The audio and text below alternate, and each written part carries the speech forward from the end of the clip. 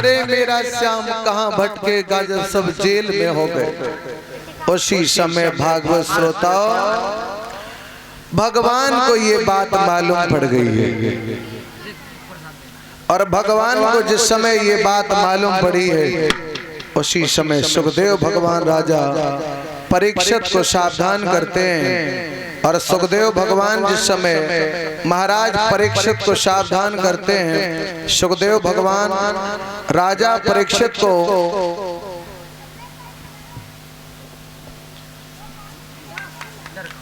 ये पावन कथा श्रवण करा रहे हरिहर क्षेत्र गंगा के किनारे। और सुखदेव भगवान जिस समय परीक्षित को कथा श्रवण करा रहे हरिहर क्षेत्र गंगा के किनारे, उसी समय भगवत श्रोताओं भगवान ने जिस समय सुना है तो भगवान को आज बड़ा कष्ट हुआ है। कहा है मैया आप इस धमकी भरे पत्र से इतने डर गए हो, आप एक काम करो, आप हमें उसी समय कहा है कि हमें बड़ी तेजी से भूख लगी है, भूख। और भगवान उसी समय अपनी मैया से कहा श्याम ने अरे मांग रो खन रोटी और गोपाल भैया, मांग रो खन रोटी गोपाल भैया, मांग रो खन रोटी गोपाल भैया, मांग रो खन रोटी गोपाल भैया।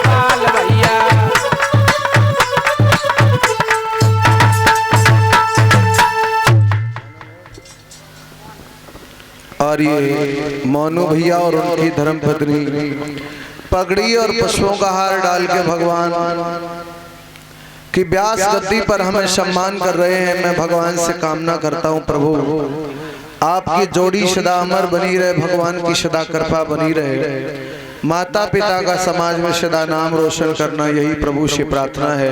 बोल गोविंद भगवान की, बोली वृंदावन बिहारी लाल की। मेरे भागवत श्रोता उसी समय भगवान बोले मैया चिंता मत करो, मेरे साथ भैया बलराम है, भैया मारेंगे एक लात तो 7 कोस उड़ जाएगा, मेरे एक तमाचे में वो कमीन उठ नहीं पाएगा। उसी समय भगवत श्रोता सुखदेव भगवान कहते हैं भगवान ने जिस समय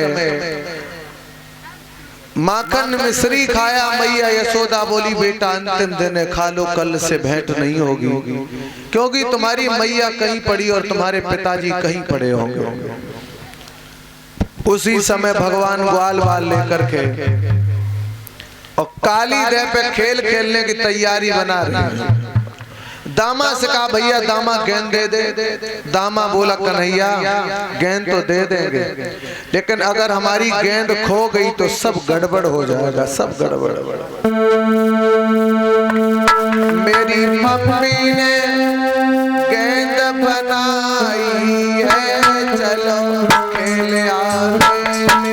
भैया ने गेंद बनाई है, चलो खेल मेरी मम्मी ने गेंद बनाई है, चलो खेल आवे। काली खेल रचे, काली खेल रे रचे, हम जीते और कन्हैया हरे, हम जीते और कन्हैया हरे।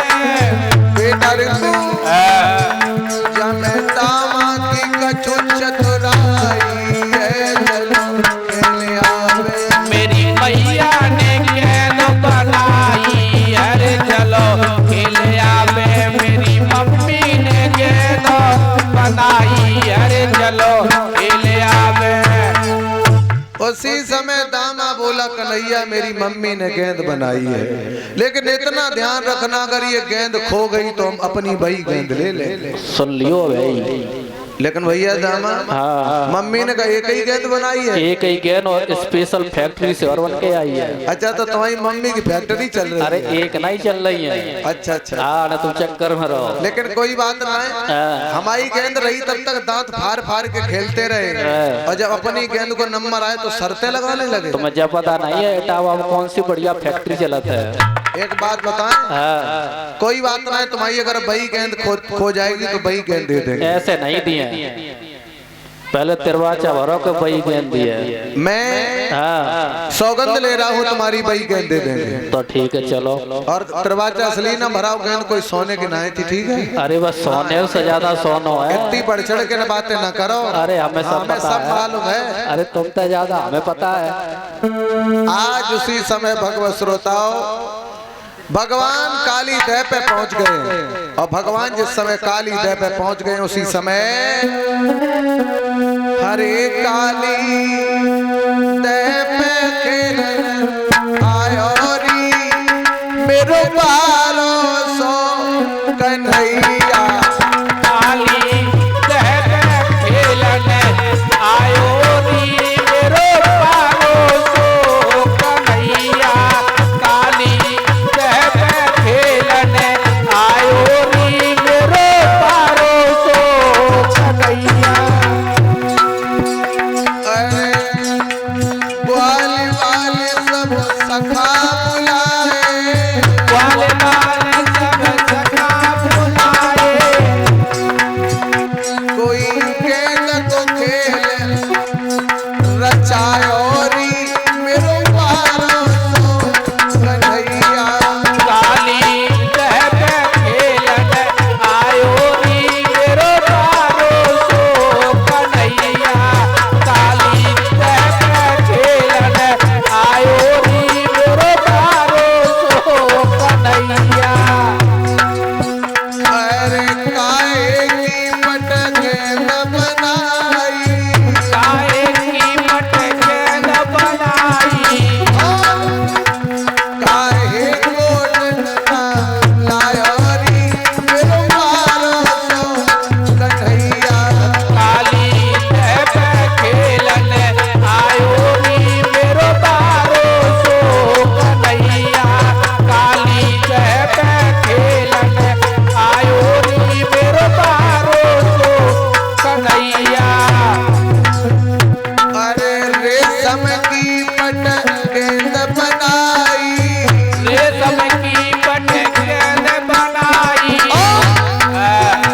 चंदन को डंडा लायो री मेरो बालो सो कन्हैया।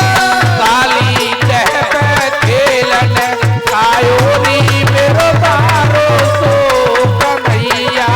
काली दह पे खेलने आयो री मेरो बालो सो कन्हैया। रेशम की पट गेंद बनाई, रेशम की पट गेंद बनाई। रेशम की पट गेंद बनाई, रेशम की पट गेंद बनाई। और चंदन को डंडा लायो री मेरो बालो सो कन्हैया। काली दह पे खेलने आयो री मेरो बालो सो कन्हैया। काली दह पे खेलने आयो री मेरो बालो सो कन्हैया। भगवान काली दह पर आ गए। ग्वाल वालों का भगवान ने काली दह की तरफ पीठ करा दी। भगवान ने स्वयं अपना मुंह कर लिया है, और भगवान ने जब स्वयं अपना मुंह कर लिया है उसी समय भगवत श्रोताओ सुखदेव भगवान कहते हैं, हे राजन परीक्षित, उसी समय मेरे भागवत श्रोताओ जिस समय काली दह में वो भगवान ने दामा को गेंद दी, दामा मंसका छदामी को, उसी समय भगवान ने गेंद में थोड़ी ताकत लगाई है। वो दामा ने गेंद पकड़ नहीं पाई, वो ऊपर से निकल के और पानी में पहुंची, और जैसे ही गेंद पानी में पहुंची दामा आगे बढ़ा और भगवान का पीतांबर पकड़ लिया। अब पीतांबर जिस समय पकड़ लिया है,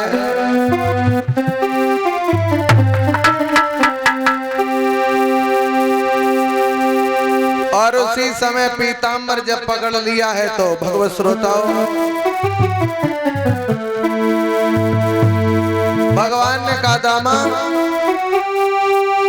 कि तू अब ना कुछ मसले में ये विश्व उखाड़े देता है, सड़े हुए उस चितड़े पर पीतांबर उखाड़े देता है।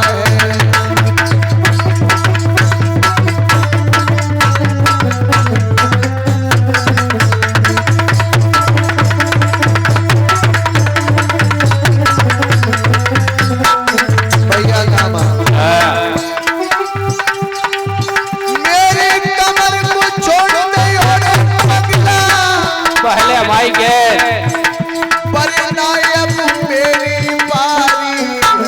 अच्छा अरे मेरा एक तमाचा लग बैठा, तेरी खत्म हुई जमदारी है।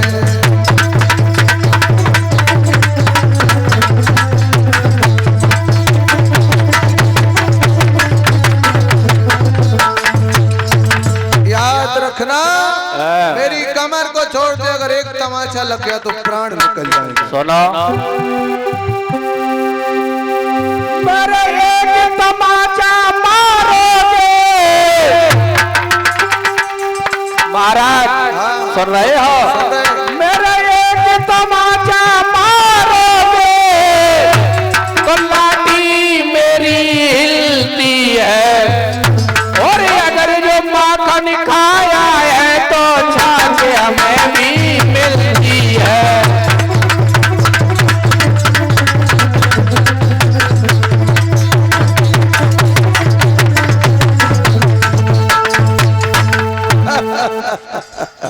दामा अरे कल तक तो तू हमारे साथ माखन की मटुकियां चाटता रहा, पहले हमने खाया बाद में तूने चाटी, अब तेरे अंदर इतनी ताकत हो गई है। तो मैं जब पता नहीं जो अन पेड़ों लगाओ बुई को फिर तो काटत कर। जब बात सही है माताओं, तुम्हारे घर में भैंसिया बयानी हो, याद रखना, और तुम रोज दूध खाइयो और अपने पड़ोसी को लगातार मठा खवाती रहियो, और जानना लड़ाई हो अगर बाद ना जीत ले तो हम नाव छोड़ दियो। मालूम है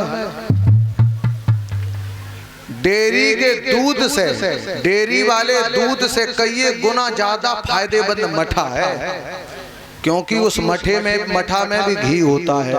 अब जब पड़ोसी को नियम से तुम मठा पे वयो बाप घी बाके शरीर में लगेगा, और जब ताकत में ज्यादा बढ़ेगी तो वो गांव वालों को थोड़ी पटकने जाएगा। तुम बोलिए जवाब। लेकिन याद रखना मेरे भागवत श्रोताओ, सुखदेव भगवान कहते हैं कि राजन परीक्षित उसी समय क्या हुआ है, दामा ने कहा है कि हमें बही गेंद दो, भगवान ने कहा कोई बात नहीं, आपकी बही गेंद दे देंगे। उसी समय भगवत श्रोताओ भगवान आगे बढ़े और भगवान उसी समय काली दह में कूद पड़े, और भगवान जब काली दह में कूद पड़े हैं मेरे भागवत श्रोताओ, उसी समय सुखदेव जी कहते हैं कि राजन परीक्षा, और उसी समय सुखदेव भगवान कहते हैं राजन परीक्षित,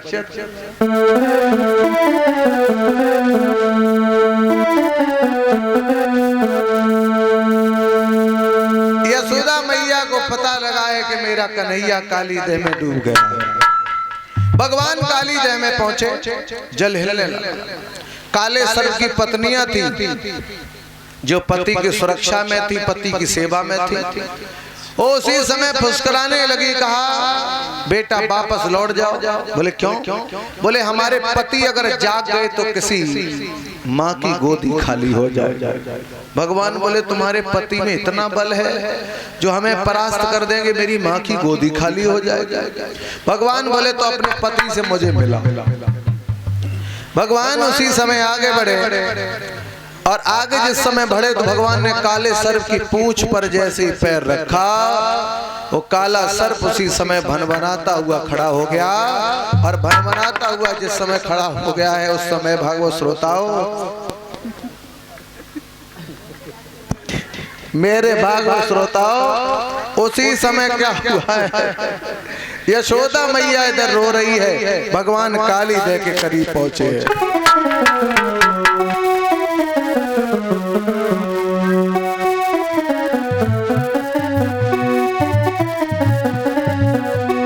उसी समय यशोदा मैया इधर बिलख रही, भगवान काली दे में पहुंचे और सर्प के पूंछ पे जैसे ही लात भगवान ने रखी है, काला सर्प भनभनाता हुआ खड़ा हुआ और भगवान को लिपट लिया है।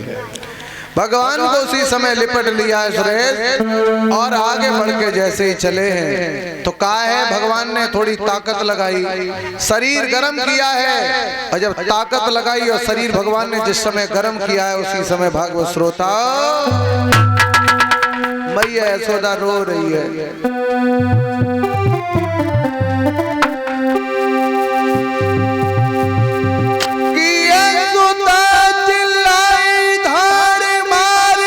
महाराज वो मेरे छैया कहाँ गए, और नंदन पीट कर मात का मेरे कुंवर कन्हैया कहाँ गए।